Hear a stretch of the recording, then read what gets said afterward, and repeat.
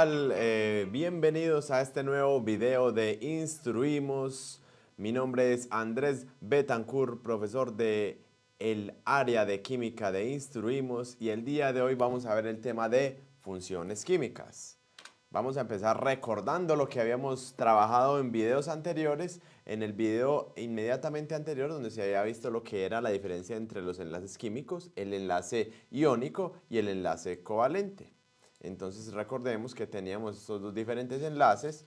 Habíamos visto que en el enlace iónico era donde un átomo le transfiere o le regala los electrones de valencia, o sea, los de la última capa a otro, que se los roba. Por ejemplo, aquí teníamos que un átomo de sodio que tiene un electrón de valencia le regalaba ese electrón de valencia al cloro, y pues quedaba algo como así, donde el sodio iba a quedar positivo por haber perdido al electrón negativo, y el cloro iba a quedar negativo por haber ganado ese electrón precisamente de carga negativa, por haberlo robado. En cambio, en el enlace covalente habíamos visto que un átomo se presta o se comparte electrones de valencia con ese otro átomo, y pues obviamente acá la interacción va a ser diferente. Teníamos por ejemplo un átomo de hidrógeno que tiene un electrón de valencia, uno de carbono que tiene 4, y que si habían otros 3 átomos de hidrógeno, pues se podría formar una molécula conformada por esos 5 átomos, el de carbono y los 4 de hidrógeno, de manera de que íbamos a tener una molécula como esta en la que el átomo de carbono iba a estar en la mitad y los átomos de hidrógeno alrededor, prestándose esos electrones de valencia, de donde los azules son los electrones de valencia de los hidrógenos y los rojos los electrones de valencia del carbono que está en el centro. Ya sea porque se presten o se regalen los electrones, o sea que el enlace que tengamos es iónico o sea covalente, los átomos tienden a tomar unas cargas debido a que, por ejemplo, en el caso del cloro y el sodio, el Na y el Cl, el cloro se carga negativamente porque gana los electrones y el sodio se carga positivamente porque los pierde. Pero aun cuando no fuera de regalo, robo, o sea, de transferencia, sino de compartirse los electrones, de todas maneras, hay átomos que se quedan un poco más con los electrones y aglomeran, digamos, de forma más densa, o si se puede decir con más tiempo, con más fuerza, esos electrones que el otro.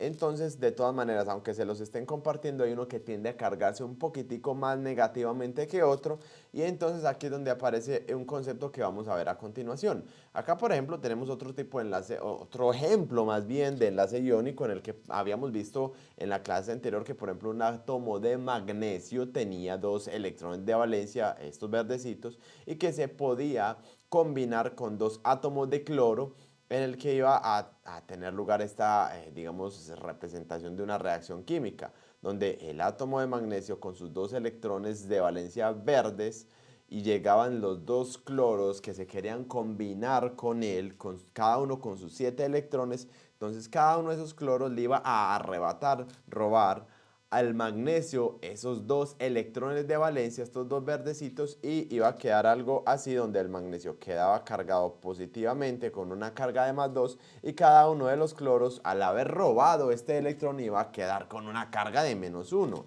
Entonces acá se presenta precisamente lo que habíamos mencionado, y es que los cloros quedan negativamente cargados mientras que el magnesio queda positivamente cargado. Y el concepto que viene a continuación, que nos da pues obviamente digamos el empalme de por qué se necesitan 2 cloros para un magnesio aquí, en esta fórmula que es MgCl2, o por qué se necesitan 2 aguas para un oxígeno, 2 hidrógenos mejor para un oxígeno en el agua, que es H2O, y así para todas las fórmulas. También depende mucho de la carga que va a asumir cada átomo en un enlace químico, que es el concepto que vamos a ver a continuación. Yo voy a leer de forma rápida esto. No nos vamos a quedar mucho con la gran cantidad de letras que aparece aquí en esta imagen. Voy a leerlo de forma rápida, vamos a leer esas condiciones, pero voy a pasar de forma pronta a más bien hacer un ejercicio en el cual vamos a poder entender cómo aplicar este concepto del número de oxidación, que es básicamente la carga aproximada que asume un átomo en un enlace químico. ¿Por qué? Porque en el enlace químico los átomos se cargan debido a ceder esos electrones o a perderlos, como bien les había explicado. Entonces lo que nos dicen acá es: el número de oxidación de un elemento se considera como la carga que posee un átomo de dicho elemento cuando se encuentra en forma iónica. Este número también hace alusión a un estado parcial, o sea, cuando están en forma iónica, cuando queda cargado, ¿cierto? Pero también puede ser a un estado parcial que adoptan los átomos cuando forman compuestos o cuando están en su forma elemental, que se conoce como estado de oxidación. El estado de oxidación para los elementos se basa en tres aspectos.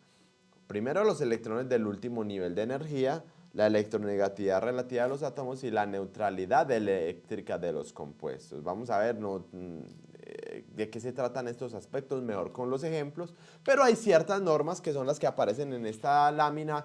Tampoco nos vamos a quedar ni nos estresemos mucho por ver esta lámina, la voy a leer de forma rápida y pasar a la siguiente. En esta diapositiva nos dicen las reglas que han de tener que se han de considerar para yo asignar esas cargas o números de oxidación o estados de oxidación para un elemento en un enlace químico. Están en los libros que se trabajan con Instruimos, entonces aquí de forma rápida las voy a leer, pero vamos a entenderlas mejor en un ejercicio. La primera regla es que la suma de los números de oxidación de todos los átomos en las especies químicas es igual a su carga total. Los átomos en su forma elemental tienen un número de oxidación cero. Esta norma es muy importante. Listo. Cuando un átomo no esté enlazado, pues obviamente no ha perdido ni ganado electrones de valencia, por eso su carga es de cero.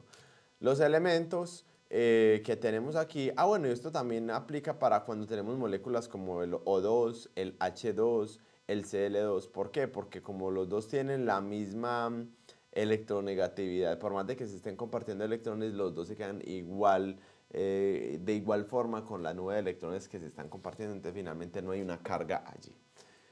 Los elementos del grupo A tienen estado de oxidación +1, los del grupo 2 +2, los del grupo 3 +3, los del grupo 14 oxidación +4 y +2. Realmente estas normas son muy aproximadas y no son 100% confiables. Hay muchas excepciones que las contradicen, pero son una buena guía cuando uno a veces no tiene forma de saber esos números de oxidación. El hidrógeno normalmente es +1, excepto en unos compuestos que se llaman los hidruros, en los que lleva -1, pero casi siempre vamos a poner al hidrógeno +1. Esta norma es muy importante. Entonces, ¿cuáles normas vemos importantes acá? Por ejemplo, o cuáles reglas, cuáles tips, porque estos son más bien truquitos o tips. Y es que los átomos en su forma elemental tienen estado de oxidación cero, el hidrógeno casi siempre es +1. Por ejemplo, el flúor siempre es -1, o el oxígeno casi siempre es -2. Excepto en estos casos que puedes ver allí en la diapositiva, no nos vamos a quedar mucho ahí, y que puedes ver en nuestros libros de Instruimos. Los átomos del grupo 7A poseen número de oxidación -1, excepto en los óxidos. Pero esta norma tiene demasiadas variantes, demasiadas excepciones, entonces no les sugiero que la asuman como 100% cierta.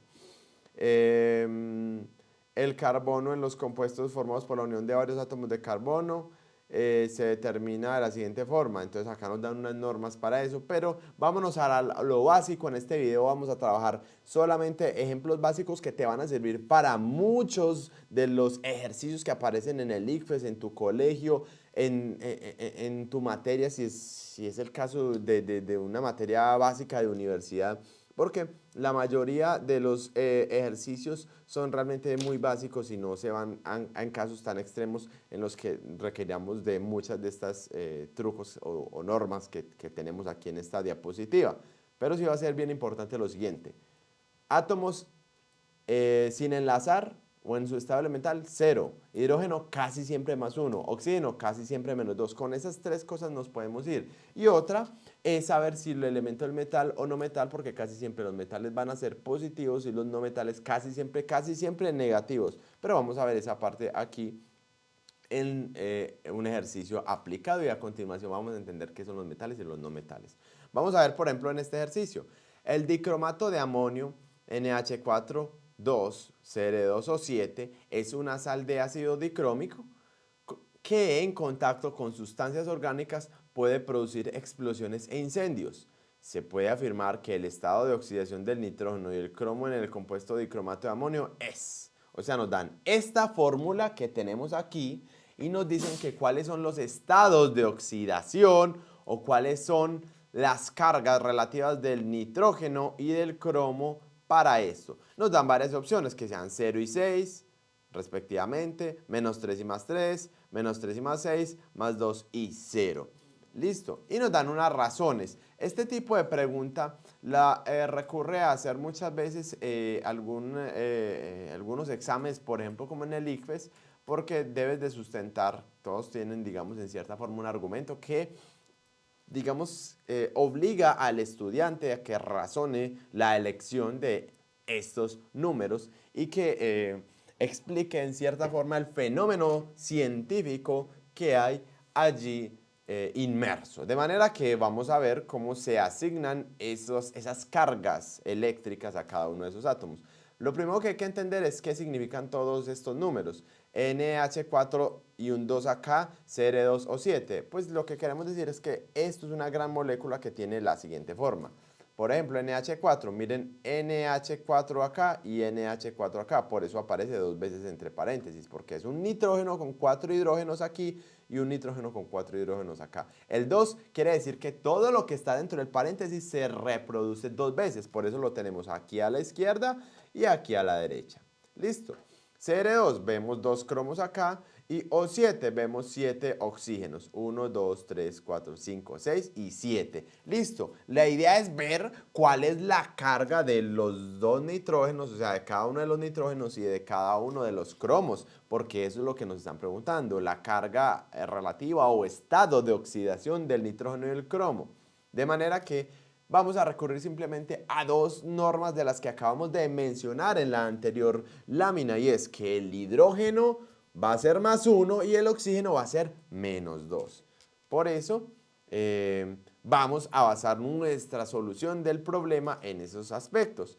Cada hidrógeno va a tener más 1, entonces miremos, si cada hidrógeno tiene más 1, ¿cuántos hidrógenos tenemos? 1, 2, 3, 4 por este lado, a la izquierda, y 1, 2, 3, 4 a la derecha. Hay 8 hidrógenos en total, de hecho eso lo vemos. Aquí hay 4, multiplicado por 2 son 8 hidrógenos, por eso hay 8 hidrógenos, cada uno con una carga eléctrica de más 1. Y asimismo cada oxígeno va a tener un estado de menos 2, lo que les había dicho. Menos 2 se lo vamos a poner acá, y como hay 7, miren los 7 oxígenos ahí, entonces son 7 oxígenos, cada uno con una carga de menos 2. ¿Qué carga tendrían que tener los dos nitrógenos, o sea, cada uno de los nitrógenos y cada uno de los cromos, para que al sumar con estas cargas de los hidrógenos y los oxígenos, la suma de todo eso nos dé 0?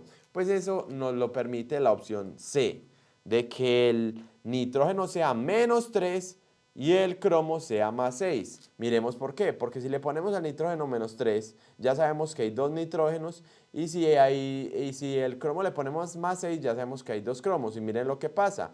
Dos nitrógenos cada uno con menos 3 y dos cromos cada uno con más 6. Si hacemos esas operaciones, sumamos los resultados, eso nos va a dar 0. El resto de las opciones A, B o D no nos va a permitir que esa suma nos dé 0. Y así es como se asignan los estados de oxidación, que son estas cargas eléctricas que ponemos encima de los símbolos. A eso se le llama un estado de oxidación. Pues bien, sigamos con la comprensión de algo que tiene que ver con los estados de oxidación y el tema que nos trae el día de hoy, que es el de funciones químicas. Metales y no metales es una división o una forma de clasificar los elementos en la tabla periódica. Acá tengo una tabla periódica más o menos reducida y vamos a ver todo lo que son azules como los metales. Voy a utilizar ese color azul de forma muy enfática de aquí hasta el resto de nuestros videos y de este video, para mostrar que los metales son, digamos, una forma de ver la tabla periódica muy importante, en el sentido de que hay que visualizar la tabla periódica, si son metales o no metales los elementos que estamos analizando, porque eso nos va a facilitar mucho la comprensión de algunos temas de la química, como lo son las funciones químicas de este video y como lo son temas que vienen en próximos videos, como es la acidez, el pH, el equilibrio, etcétera, etcétera. De manera que pasa lo siguiente. Aparte, el estado de oxidación, lo que les había dicho, casi todos los elementos que están en azul tienen estados de oxidación positivos, casi siempre.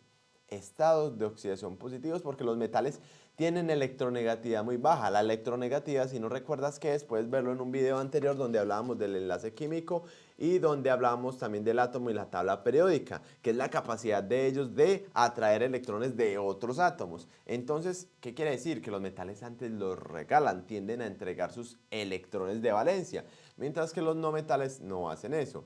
El hidrógeno es un metal, es un no metal también, por eso aparecen en rojo, pero junto con el oxígeno, por eso los ponemos las letras en blanco, son dos elementos no metálicos muy importantes para todas las funciones químicas que vamos a ver hoy. ¿Qué son las funciones químicas? Pues son las familias de los compuestos químicos, o sea, qué familias existen, que principalmente son abundantes en el planeta Tierra y que como estos dos elementos son tan importantes para todos los procesos físico-químicos de nuestro planeta, son trascendentales tenerlos aquí marcados de forma enfática, porque vamos a ver algo, y es que el hidrógeno es casi que el único no metal que está del lado izquierdo de la tabla periódica. Miren cómo acá al lado izquierdo de la tabla periódica esto está prácticamente azul, lleno de metales, mientras que los no metales están del lado derecho, que los no metales son los que casi siempre terminan cargándose de forma negativa porque se roban los electrones, porque generalmente los de elementos no metálicos, los no metálicos rojitos son los que casi siempre se quedan con los electrones y se los roban, o cuando están compartiendo se quedan más con ellos. Pues bien, entonces ya sabemos, metales azules, no metales rojos. Importante, otra vez repitamos eso porque va a ser muy fundamental. Metales vamos a identificarlos con un color azul y no metales con un color rojo. Ustedes dirán, ¿estos verdes qué son? Pues igual son no metales, son unos gases, pero como no reaccionan químicamente porque son los gases nobles como el helio, el neón, el criptón, el argón, pues entonces no los vamos a considerar dentro de la familia de los no metales, aunque sean gases, y efectivamente son no metales, porque no son considerados en las reacciones químicas debido a que ya tienen su capa de valencia muy estable con los electrones que necesitan allí. Y los morados pues se consideran metaloides o más bien elementos que tienen características de metales y no metales un poco. Listo. En algunos casos se pueden comportar como metales y en otros casos como no metales. Bien, vamos a ver ahora sí el tema de hoy, que son las funciones químicas. ¿Qué son las funciones químicas? Son las familias químicas. El día de hoy vamos a estudiar las 4 principales familias de la química inorgánica. La química orgánica, que es una rama de la química que estudia todos los compuestos del carbono, es un tema que no vamos a trabajar en estos videos y que tiene una gran cantidad de familias y de funciones. Aquí solo vamos a trabajar las funciones químicas de la inorgánica y solamente las 4 principales porque son las 4 que más son de importancia para los procesos físico-químicos en el planeta Tierra. Hay otras familias inorgánicas, claro que sí, como los hidruros, como digamos los cianuros, etcétera, pero vamos a ver que en este caso esas familias no van a tener, digamos, la importancia que tienen estas 4 que vamos el día de hoy. Bueno, hay un tema acá importante y es que las 4 familias que vamos a ver hoy, deseo yo que quien esté viendo este video, a medida que vayamos poniendo los ejemplos, razone qué tiene en común cada una de estas familias. Entonces vamos a empezar. Primera familia o primera función química, los óxidos. Listo. En los óxidos tenemos lo siguiente. Ejemplos de óxidos, el Na2O, el MgO. Este primero, el Na2O, es el óxido de sodio, el segundo es el óxido de magnesio, el tercero es el óxido de aluminio, óxido de hierro, este es el uno de los óxidos del cloro, que es el óxido hipocloroso, si no estoy mal. Este es el dióxido de carbono, este es el trióxido de azufre o óxido sulfúrico y este es el pentaóxido de dinitrógeno. ¿Estamos? ¿Qué observamos en todos ellos? Todos ellos tienen oxígeno, siempre deben de tener oxígeno. Esa es la característica en común de la familia de los óxidos, que tienen oxígeno y otro elemento. Es decir, solamente son dos elementos, el oxígeno y otro elemento. Miren en la parte izquierda que todos están en azul porque son metales, en cambio en la parte de la derecha los que acompañan al oxígeno son rojos, no metales. Es decir, que el oxígeno se puede combinar con metales, los azulitos, o con no metales, los rojos. Si se combina con metales, a estos óxidos les llamamos familia de los óxidos metálicos y a los de los rojos les llamamos la familia de los óxidos no metálicos. Pero siempre va a ser oxígeno con otro elemento. ¿Y cómo se produce en el laboratorio o en la vida real un óxido? Pues básicamente combinando el elemento con el oxígeno. Por ejemplo, si tenemos magnesio metálico, el magnesio es un metal que si se deja en el aire reaccionando con el oxígeno empieza a formar óxido de magnesio. Es una reacción muy sencilla. El elemento con el oxígeno del aire y en el aire el oxígeno siempre va a estar en forma de O2. Va a formar el óxido de magnesio. O por ejemplo, el carbono, cuando se pone a reaccionar con el oxígeno, forma CO2. De hecho, esto es lo que pasa en la combustión. Forma CO2. Entonces, el elemento, al reaccionar con el oxígeno molecular, va a formar dióxido de carbono. Hasta ahí quiero que entendamos cómo se forma un óxido. Pues bien, ahora vamos a pasar a la siguiente familia. En esta familia vamos a tener los hidróxidos. Veamos ejemplos de hidróxidos para entender cómo está conformada esta familia. El hidróxido de sodio, el hidróxido de magnesio, el hidróxido de aluminio. Y miren lo que pasa. ¿Qué tienen en común todos los hidróxidos? Todos tienen oxígeno e hidrógeno en una forma molecular conocida como el grupo molecular OH. OH es un pedazo de molécula en el que el oxígeno se une con el hidrógeno y se carga negativamente ese grupo debido a que el oxígeno atrae mucho los electrones. Y entonces a ese grupo se le llama el grupo molecular hidróxido o ion hidroxilo. Ese grupo molecular hidróxido o ion hidroxilo es el responsable de que a esta familia se le llamen los hidróxidos. Pero adivinen que es esto que vemos aquí nos da otra pista sobre cómo es la familia de los hidróxidos. Solamente se forma con los metales. OH con el metal sodio, OH con el metal magnesio, OH con el metal aluminio. ¿De qué depende que acá solamente haya un OH y acá hayan dos OH y acá hayan tres OH? Pues depende de qué carga o estado de oxidación tenga el sodio, que es de 1, el del magnesio es de 2 y el del aluminio es de 3, y por eso pues va a requerir esa cantidad de OH para que hagan neutra esa molécula y que su carga o estado de oxidación se puede calcular como hicimos el ejercicio ahorita del dicromato de amonio. Bien, vamos acá a continuar y vamos a decir cómo se obtienen en el laboratorio o en la vida real los hidróxidos. Se obtienen con un óxido metálico porque es que los hidróxidos deben de tener metal. Entonces, ¿cómo se obtienen? Con un óxido metálico cuando se combina y se pone a reaccionar con agua. Miren lo que ocurre. Por ejemplo, el óxido de magnesio que hemos visto de la familia de los óxidos, al ponerlo a reaccionar con agua me forma una sustancia que es el hidróxido de magnesio. Entonces, óxido de magnesio reacciona con agua, produce hidróxido de magnesio. O el óxido de sodio, al reaccionar con el agua, me forma hidróxido de sodio. Vamos a la siguiente familia, que son los ácidos. Ejemplos de ácidos. ¿Cuáles son los ejemplos de los ácidos? Ácido clorhídrico, ácido fluorhídrico, ácido sulfhídrico, ácido bromhídrico. Hay que hacer una aclaración y es que estas sustancias también, si están en estado gaseoso, se les puede decir cloruro de hidrógeno, fluoruro de hidrógeno, sulfuro de hidrógeno, bromuro de hidrógeno. En el caso de que sea estos ejemplos de allí, hay otros ejemplos de ácido un poquito diferentes, pero que tienen todos lo mismo en común a estos que acabamos de ver, como el ácido carbónico, el ácido sulfúrico, el ácido nítrico y otros más. ¿Qué tienen todos en común? Lo rojo, los no metales. ¿Y qué más tienen en común? Todos tienen hidrógeno. ¿Qué son los ácidos? Son familias en las que se combina un no metal con hidrógeno y a veces con oxígeno. Miren que acá no vemos metales, siempre son no metales. Entonces, la familia de los ácidos, vuelvo y repito, son combinaciones de un no metal con hidrógeno o un no metal con hidrógeno y eventualmente oxígeno. Si solamente tiene el no metal y el hidrógeno se le llaman ácidos hidrácidos, pero si además también puede llegar a tener oxígeno se le llama ácido oxácido.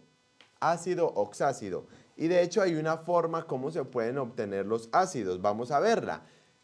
Habíamos visto en la familia anterior que los hidróxidos se obtenían ¿cómo? Con el óxido metálico y el agua, me formaba el hidróxido. Pues el ácido se obtiene de forma parecida, pero ya no con el óxido metálico, porque acá no hay metales, sino con el óxido no metálico más agua vamos a obtener aquí, bueno, acá teníamos otro ejemplo que se me había pasado, que era el ácido perclórico, pero ahora sí vamos a ver, por ejemplo, el ácido sulfúrico, ¿cómo se obtiene? Con el óxido de azufre, que es un óxido no metálico, combinado con agua, se ponen en una reacción química que me produce el ácido sulfúrico. Así se combinan para obtener los ácidos oxácidos que tenemos acá, que son los que tienen oxígeno, que son los ácidos que tienen oxígeno. Y ya sabemos que un ácido tiene hidrógeno, no metal, y en este caso oxígeno. Ahora, los hidrácidos de acá, que son los que son no metales con hidrógeno, ¿cómo se obtienen? Pues muy fácil, es simplemente el hidrógeno gaseoso con el no metal correspondiente. Estos no metales deben de ser del grupo 6A o 7A, es decir, grupos 16 y 17 de la tabla periódica. Por ejemplo, el cloro gaseoso se pone a reaccionar con el hidrógeno gaseoso, me forma el cloruro de hidrógeno gaseoso que en forma acuosa, o cuando se pasa a la fase líquida en medio de una solución de agua, se le llama ácido clorhídrico, que es lo que tenemos aquí, así se obtiene. Listo. Y pasamos a la última familia. En esta familia tenemos a las sales. Las sales, estos son ejemplos de sales como el cloruro de sodio, fluoruro de potasio, sulfuro de hierro, bromuro de calcio, carbonato de sodio, sulfato de magnesio, nitrato de potasio y perclorato de aluminio. De manera que allí tenemos ejemplos de sales. ¿Qué tienen todas en común? Todas tienen en común el azul, que es el metal, y el rojo, que es el no metal. Combinan metal con no metal. Y a veces oxígeno e incluso a veces pueden llegar a tener hidrógeno. Pero la exigencia para esta familia es que tenga metal con no metal, metal con no metal, azul con rojo. ¿Cómo se obtienen? En una de las reacciones más famosas que existe en la química. Y es que si yo tengo dos sustancias de características opuestas, como los hidróxidos y los ácidos se neutralizan. Los hidróxidos son lo totalmente opuesto a los ácidos. Y cuando yo combino estos dos me forman las sales y el agua. Por ejemplo, el hidróxido de sodio con el ácido clorhídrico me forma el cloruro de sodio más agua. Esa es una de las reacciones más famosas de la química. Hidróxido más ácido produce sal más agua. Hidróxido más ácido produce sal más agua. Hidróxido más ácido produce sal más agua, y hay que tener esto muy presente.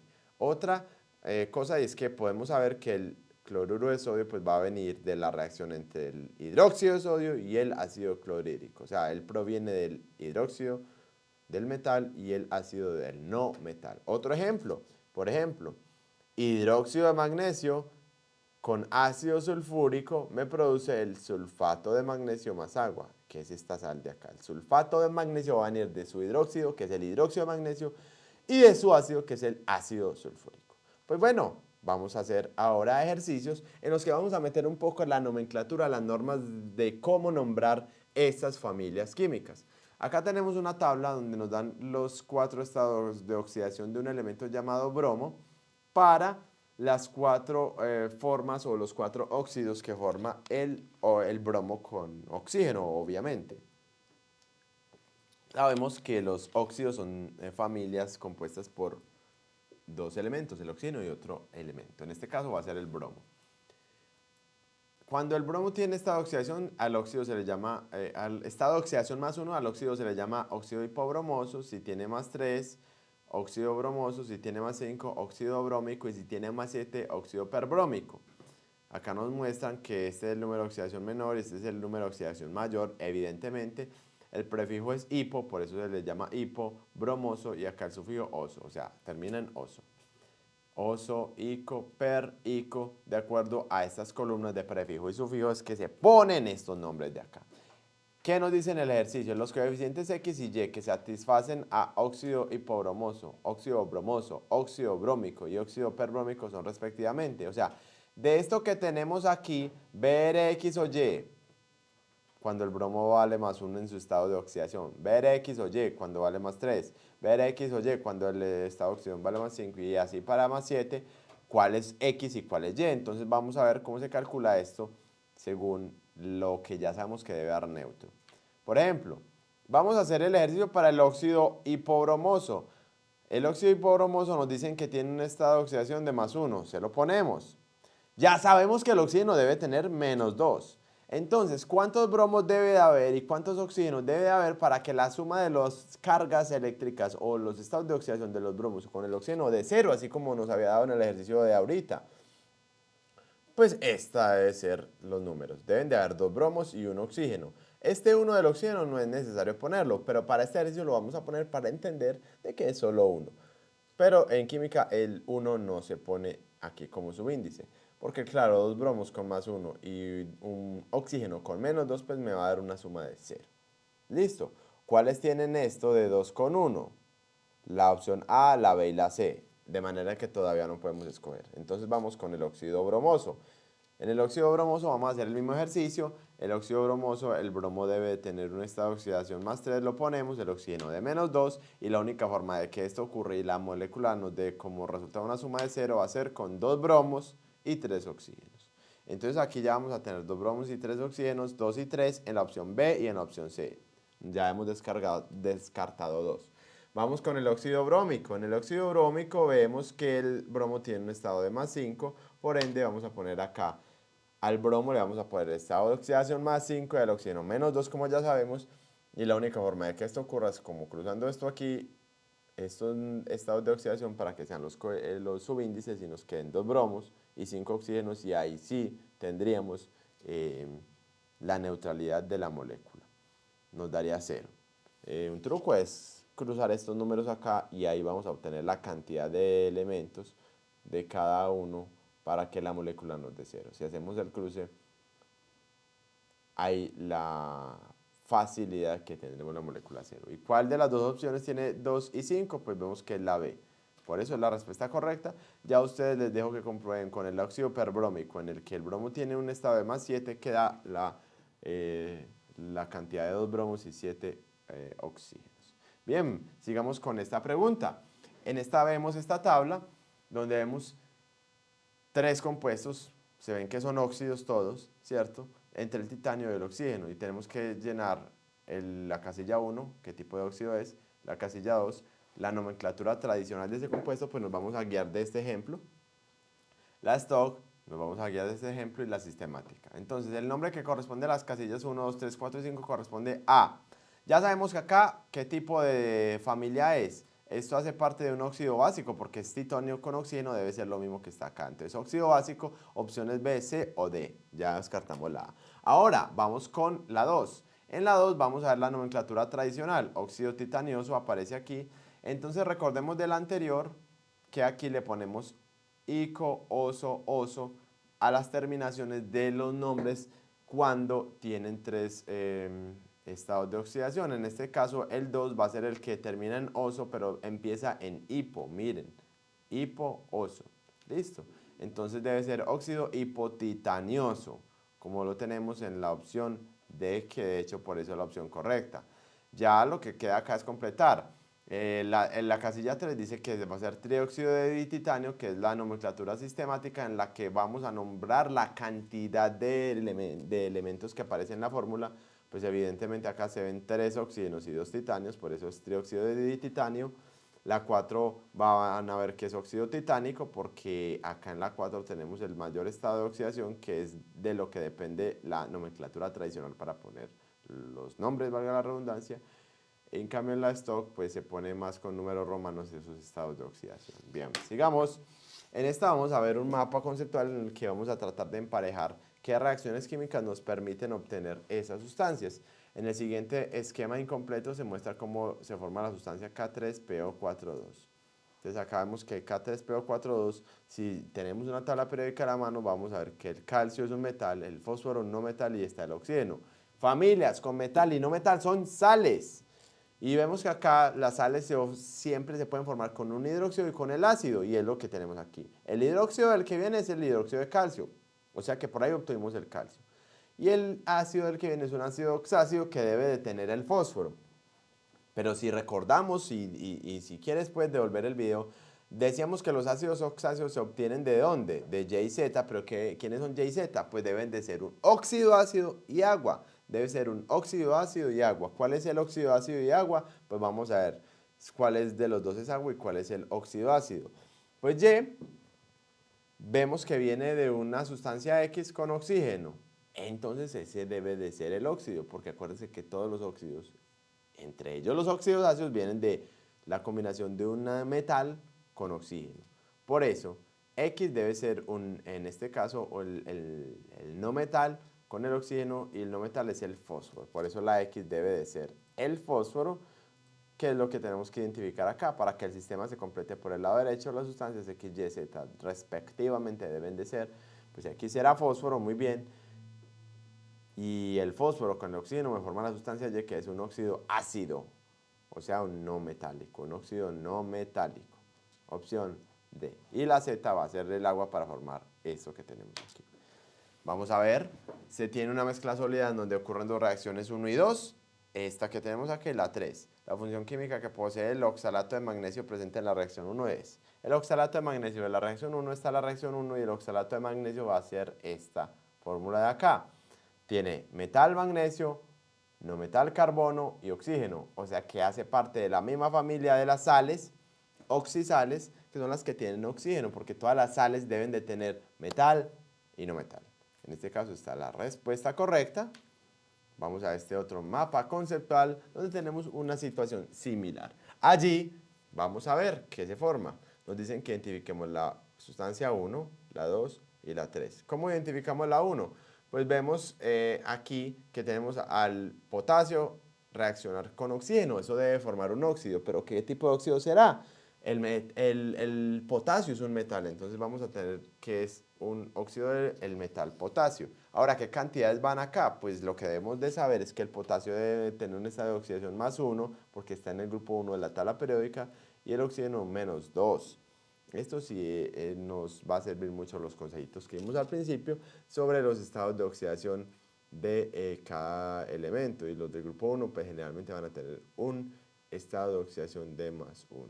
La única forma de que esto ocurra así, que la molécula nos dé la suma de cero en sus estados de oxidación, va a ser que sean 2 potasios y un oxígeno.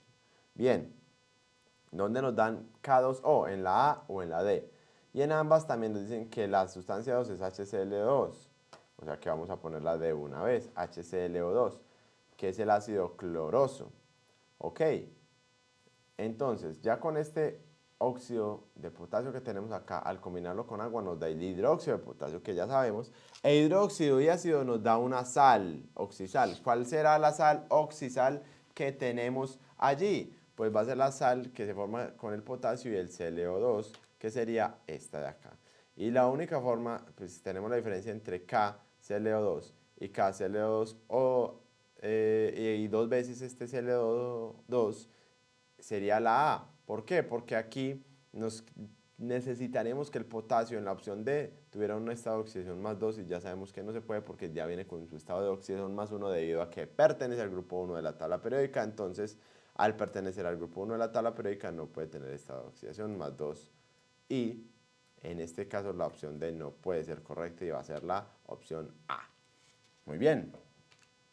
Y por último vamos a ver esta formación acá que tenemos de sustancias, donde tenemos una sustancia P, una Q, R, S, T y U. Nos dicen que qué tipo de sustancia será la U, sabiendo que nos dicen que la P resulta de la unión del oxígeno con un metal.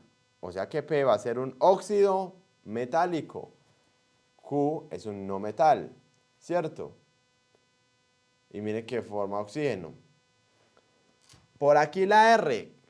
La R debe de venir de P. P es un óxido metálico. Con agua me va a formar un hidróxido, o sea que R es un hidróxido. Mientras que acá, Q, que es un no metal con oxígeno, me forma un óxido no metálico, que con agua me va a formar un ácido. En resumidas cuentas, con lo que acabamos de decir, entendemos que R debe de ser un hidróxido y T un ácido.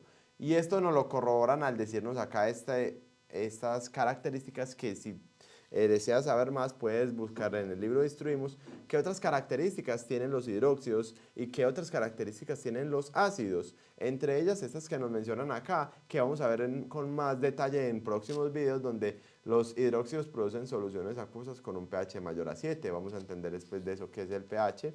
Y los ácidos producen iones H+, porque son los que lo tienen.